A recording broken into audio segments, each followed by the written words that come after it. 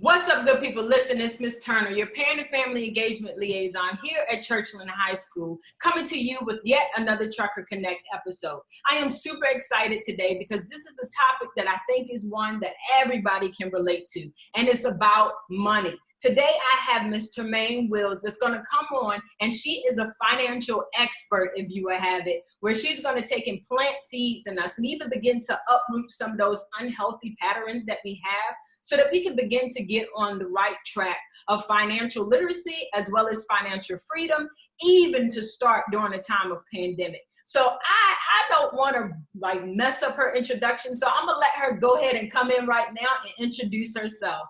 Woo, Miss Tremaine! Yes, thank you so much. What an amazing intro. I feel energized and excited, right? Thank you. So thank you so much for having me. My name is Tremaine Wills. I am an investment advisor and I own Mind Over Money. We are a registered investment advisory firm where we offer financial planning, investment management, and portfolio management services. So yes, today I am going to be talking about different key financial literacy concepts and just ways that you can start to shift your perspective around money so that you can move into building wealth. Did y'all get that?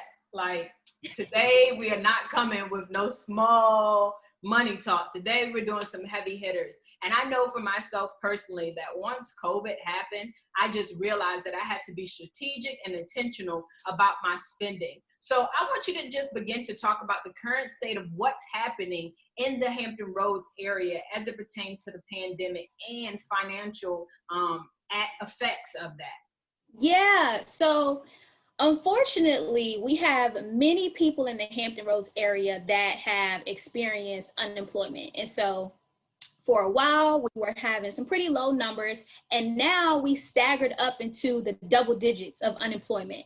And so even with the national levels that have decreased down to 8.4%, Hampton Roads as a whole is still right over 9%, about 9.2% still unemployed.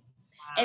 And yeah, so while our numbers are decreasing, we're not quite back at the average of what the entire nation is.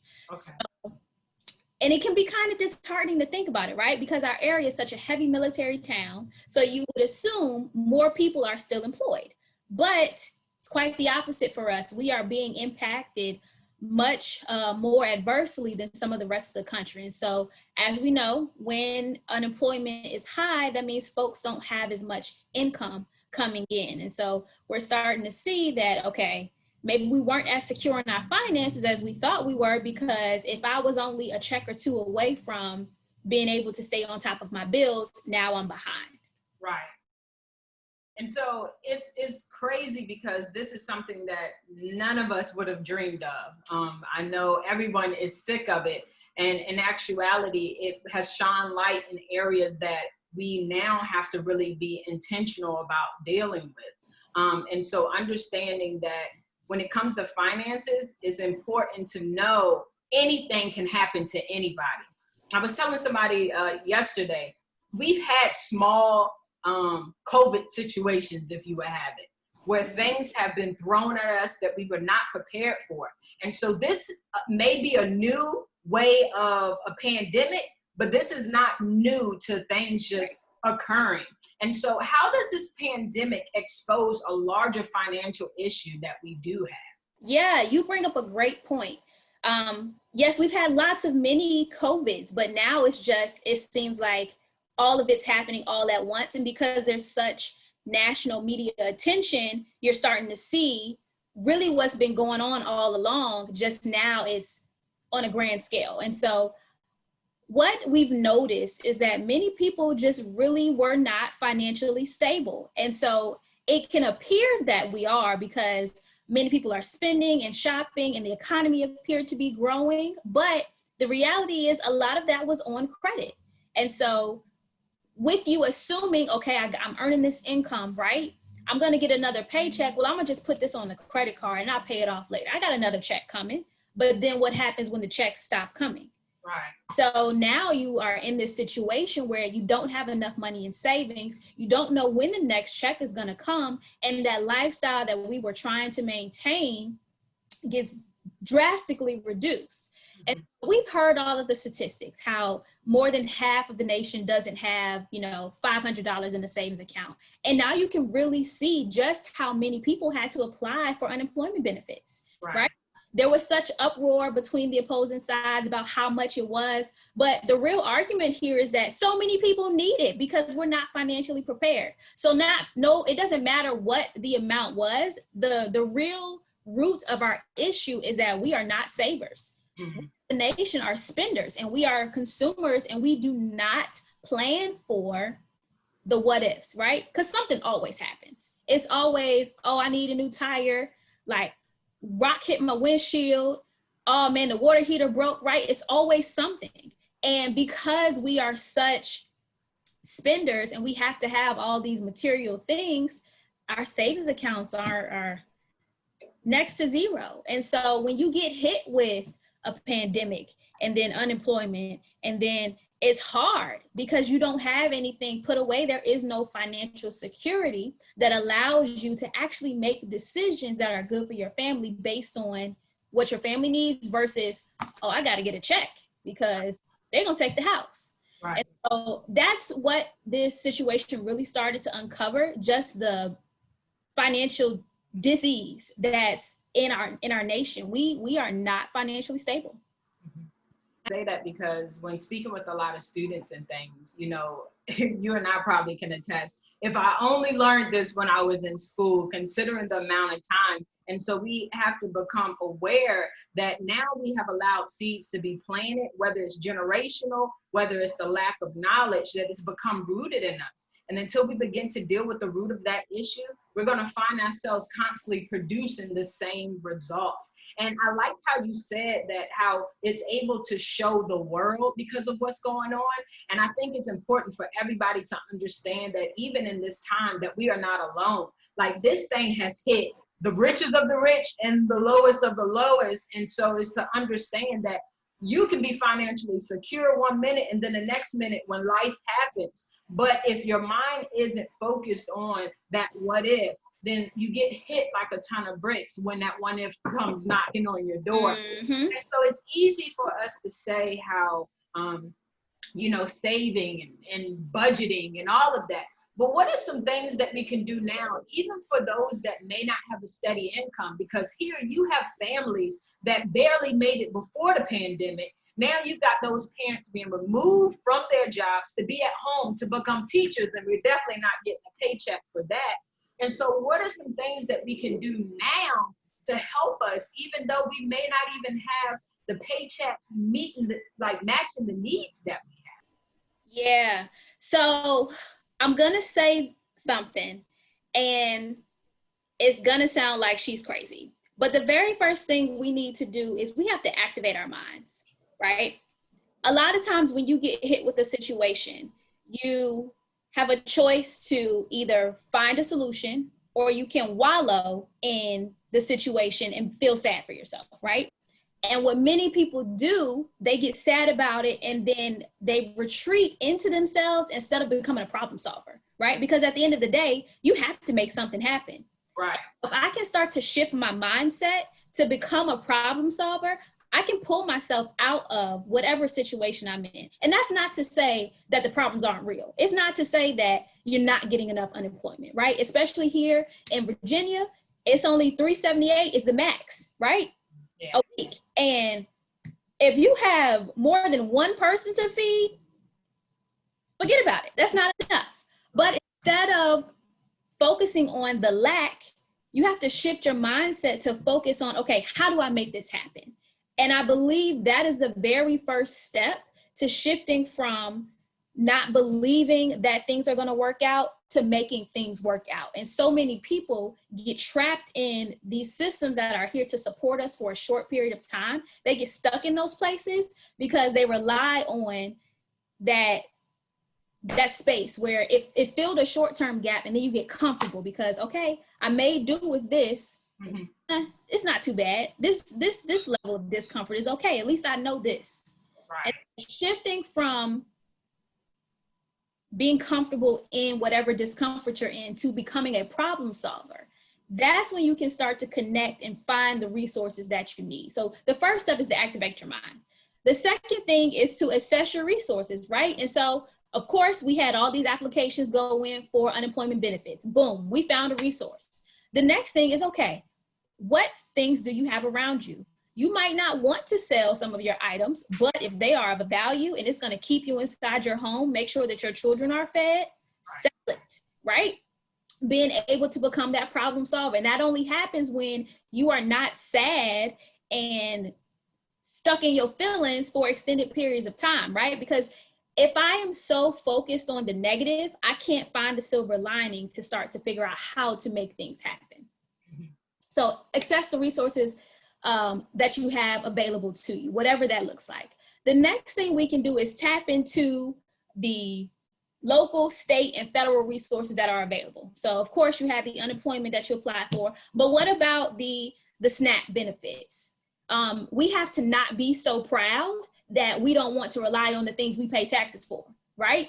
Like if I'm paying all these taxes and it's available to me in the time that I need it, I'm going to use the resource. And I don't care what anybody has to say about it, because why suffer to protect your ego when you've been paying into these things? So that has to be where that shift happens. And because it's not an ego thing, right? There are millions of people that are jobless. Mm-hmm. You can sit in the fact, well, I'm too good for whatever. Okay, be too good for it and be hungry. Right. So shift that mindset and to tap into every resource that's available. Because I can tell you, when you're looking at these corporations and you figure, and you're like, well, why they don't got to pay taxes? You want to know why? They tap into every single resource that is available. And that's how you have to treat your finances. It is a resource. It is not something that defines your character, that defines you as a person. It is just a blip in a moment of time that, oh, you happen to not have this resource right now. Find the bridge to the gap and get over it. That's it. Once you disconnect the emotion that you have to any dollar bill, it doesn't matter if you got $1 million in your bank account or 26 cents. It doesn't determine your character. It just, all that matters is how you're able to navigate through the resource to get the things done that you need to get done for your family. So that's the next thing. And then the next step, figure out a way to increase your income, right? So of course, unemployment is high, but that doesn't mean that nobody is hiring. There are folks that are hiring. In this time, there were people that became incredibly resourceful and they started businesses. And guess what they need? They need folks to work for them. And so if you don't want to be the person that starts a business, go find somebody who started a business to fill whatever void that came up, right? We saw lots of companies that started to make hand sanitizers and different products for cleaning. There's lots of new cleaning businesses now, right? And so maybe you don't want to start that business, but there's somebody that's hiring, and it might not be the thing that you want to do, but if it gets you the resources that you need in this time, use it as a springboard until you can do what you want to do. Sometimes we have to do the things that we don't want to do until we can do what we want to do. And until then, suck it up, buttercup, right? And then the last thing is to set some financial goals. So I could have no money coming in right now. And maybe my goal is, okay, by the end of this month, I'm going to find a job that pays part-time job, right? That's paying me at least an extra $250 a month. Right. So set small incremental goals that you can start to shoot for. Because if I have no direction, I'm not going to go anywhere. I have to have some guidance as to what I'm shooting for. And as long as I have no guidance, I make no movement. Right. I like how you said setting those goals, because I think in a lot of cases, we don't even know what we're trying to achieve, let alone when we met that benchmark. And I'm a big believer of celebrating those small milestones. Yes. Because I want to be a millionaire. Okay, so that's not happening next Tuesday unless you hit the lottery. But what if you're able to save $100 this week? What if you're able to cut back on Starbucks and don't eat out and you cook everything at home? Maybe if you're even able to cut out meats and go vegan. I don't know. Take it and get into the place of those realistic goals, as they say, so that then you're able to see when you're making it, because it's in those celebrations of the small milestones that the momentum keeps going. It's like, oh, I was able to save this much. Well, let me see if I can do this. Let me see if I can do that. And so that goal setting is so important. And I think what you said at the beginning too, changing your mindset is vitally important. Most of our financial ignorance, if you would say, or our struggles is due to us not being taught, but more importantly, because it was a habit that was never corrected. So now it's learning to correct the dysfunction that has now become your normal. It's not normal for you to be eating out or choosing to go buy an outfit when you don't even have money for your rent. But yeah, you did it a couple times, a few times, or too many times too many, where you were able to rob Peter, and then now you got to go pay Paul and everybody else to get that money back. And it's like stopping and saying, okay, this is not normal. This is not working. And now it's time for me to begin to replace those negative ways of thinking with something positive. So you hit the nail on the head with those tips. Parents, I hope that y'all are able to hear and receive this, because this is things I wish, even in all honesty, that I knew for myself. You know, we go through life, we sit in those classrooms, and granted, in classes, they do have certain topics, but when deliveries aren't in a certain way, or you're not able to see that life application, the funny thing is, I wish grades or report cards were in the form of a paycheck. Instead of you taking and having grades, it would be like the GPA would show where your ranking would be in society. You know what I'm saying? So if you got straight A's, you know, and just to be able to let the kids know, okay, you get an F, you just got fired.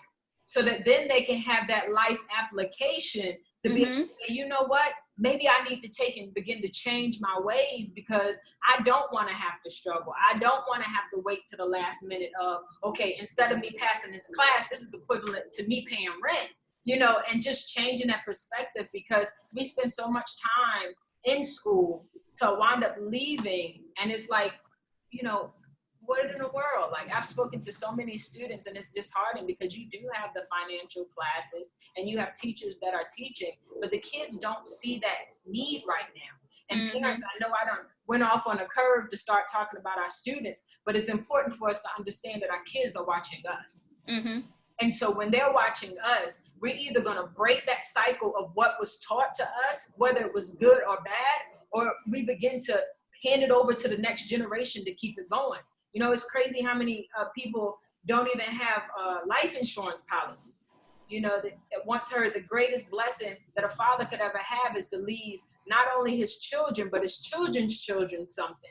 And it's like that, oh, I have it, this is mine. When I pass away, I'm not going to take and worry about, you know, them having more money than I ever had when I was living.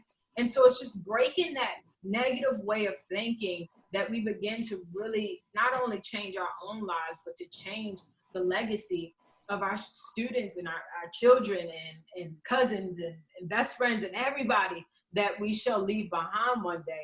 And so you hit on a lot of resources, and I loved how you were speaking on just getting out of your own way, and just being honest and saying, hey, I need help.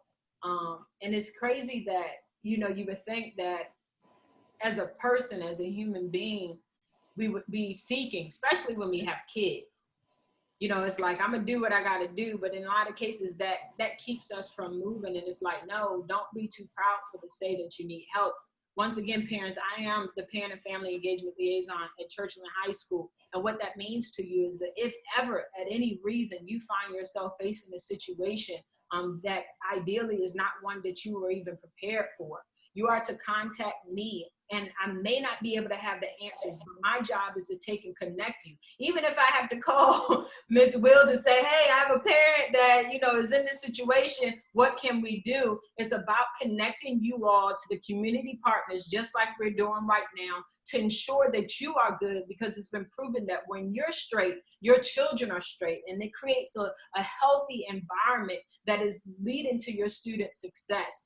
And so today, I just want to ask you, since I'm talking about kids and everything, what's one tip that you would have or give a parent to help them with their children and teaching them how to manage their money? You know, I really say a lot of controversial stuff, but I'm going to stick to my guns. Do not give your kids allowance. Really? Nope. Wow. So, because you don't just get free money. When you're, okay, I see. You have to work for it, right? And so if there are behaviors that we want to instill, then we have to teach those behaviors. And so if it's something that I want from the store, okay, cool. You bring your money that you earned from doing your chores and you pay this lady at the store so you feel that sting, right? Yeah, right. You spend the money that you earned. Right. Right. And then of course you can pay for whatever you want, right? And maybe you supplement by putting money in their savings accounts on the side. But every principle that's important, you need to teach that through through your children. So teaching them how to save, teaching them how to build credit. It can't just be oh, you took this class at school, right? And like you mentioned before, we need real life application. And the sooner I can get that in my home, the more practice I'll have with it when I become an adult. My first encounter with the credit card was when I was stepping onto my college campus and they were like, credit card, right? I have this card with a $4,000 limit and I think it's free money. Mm-hmm. Not realizing that free money costs you 12%. Right. Right? And so I'm swiping my life away. Next thing I know, right? I done ran MasterCard out. Yeah. But if we would teach and instill these things before they happen to our kids, they can be prepared and they understand what they're signing up for. Had I known 12% interest was going to take me so long to pay off as a broke college student, right, I would not have used that card. But of course, I learned a valuable lesson. And so now my niece, she gonna know a whole lot more about money, right? But you have to be very intentional with teaching the lessons. And so we have to treat kids like the mini adults that they are. They have feelings, they have reason, they understand a lot, right? And it's not just I tell you to do something and you do it. How many times has somebody told you to do something and you were just like, all right, cool. Right. Never, right? Never. And so the kids, they have to learn these lessons the same way. And so I don't pay the kids, don't give them no allowance. You pay them for doing the behaviors that you want them to learn. Right. So we want them to get in the habit of keeping a clean, vibrant living space, right? Because we know when we are not in chaos, our brain functions so much better, right? If the environment I want to create, I'm going to positively reinforce that behavior, and I'm going to give you your paycheck for making sure that my home is clean. Right. That's good. I like that. At first I was like, no allowance, but key to understand, it has to be attached to basically like their paycheck. You know, most of us would love to be able to get paid for not doing anything, but the actuality of that is if you don't put in the work, you don't get paid. And so I think it's brilliant to take and put your students or your children in that situation of that life application. Let them sit down and write out the budget. If you know that you're not disciplined enough, guess what? They don't have nothing but time and they're at home. So you let them know, we have this amount of money for groceries. I need you to take and make a budget for me. Better yet, these are my bills. I need you to budget, because guess what? It's twofold. They're working on their math skills. They're threefold. They're working on organization, and then they're learning their financial literacy. Mm-hmm. And so just taking and putting the kids in a position to be successful, because I will agree. You know, you always had everything paid for. You know, growing up in some cases, you always had a house to stay in, whether you constantly had to move, still that adult took care of those responsibilities. And as we know, even with mothers, we'll do what we got to do to get it done. We're not going to see our kids go without, and fathers as well. And so grandmas, granddaddies. And so there's those times where you're sitting in your room and, you know, you might have broke down because you just didn't have it. And all you had was faith, or, you know, taking and contacting all these people. So as kids, we never really saw it. And so when you step over into that adulthood, life hits you, because it's like, oh, this isn't free anymore. Oh, you got to pay for that. Huh?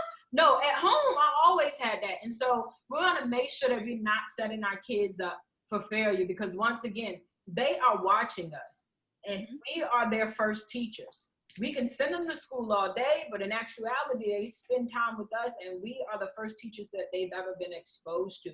And so there comes a time where we have to say, you know what, this is toxic. You know what, this is not the life that I desire for you. I know me taking it and having my daughter, I just realized, man, like, I have to break it.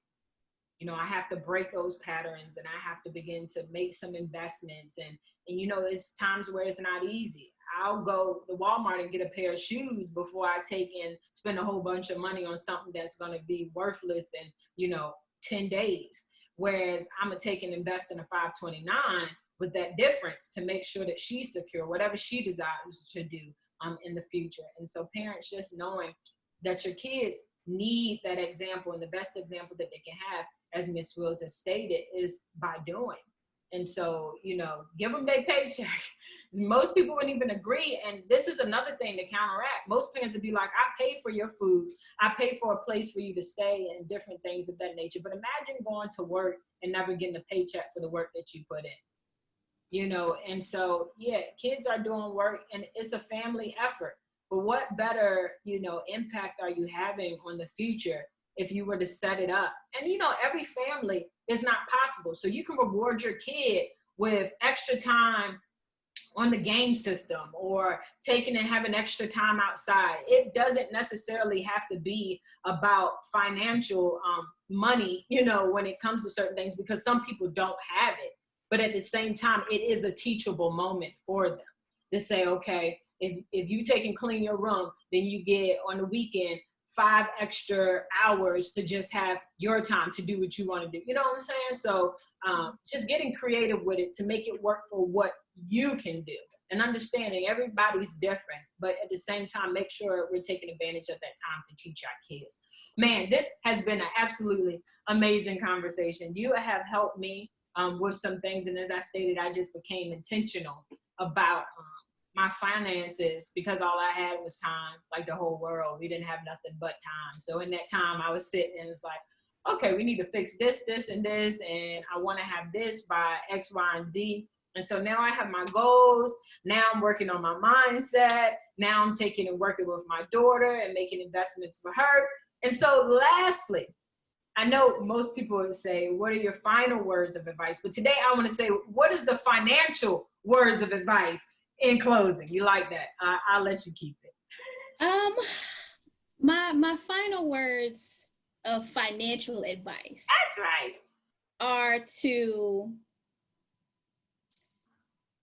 think about the lifestyle that you want and quantify how much that would cost. Mm-hmm.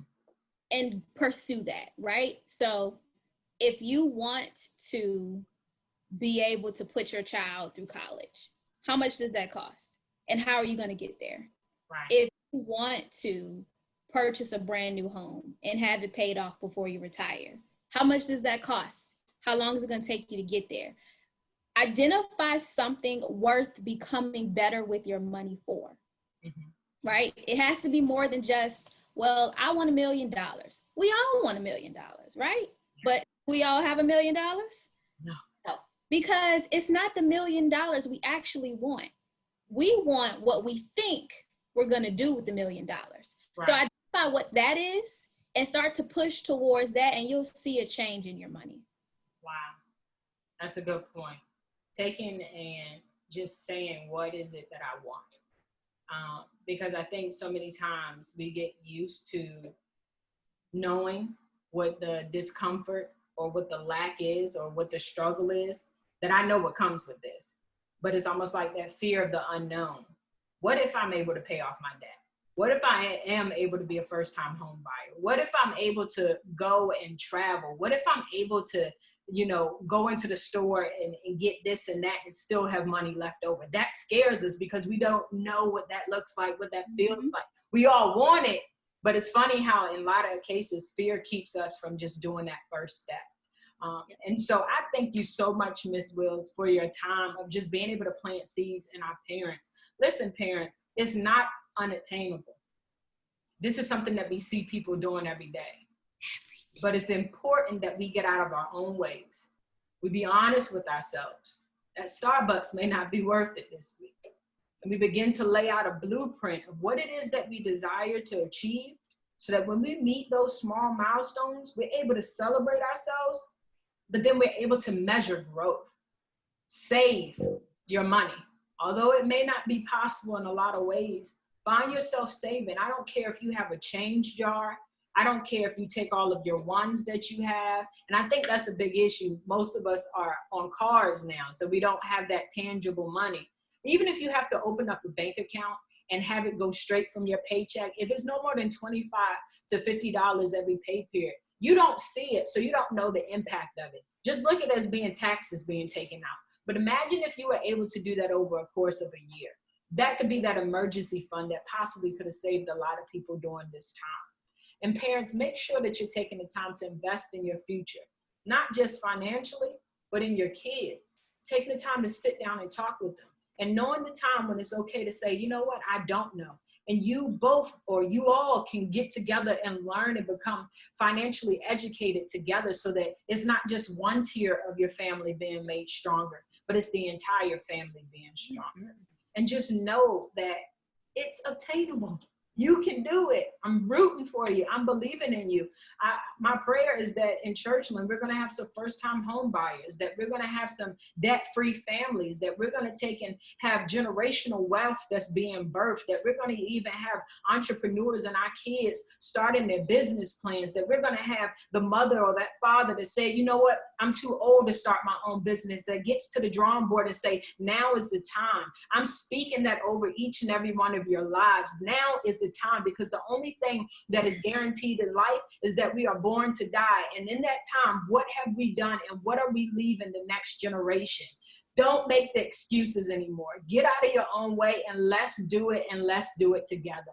As always, family, grace and peace. And once again, thank you, Miss Wills. Woo!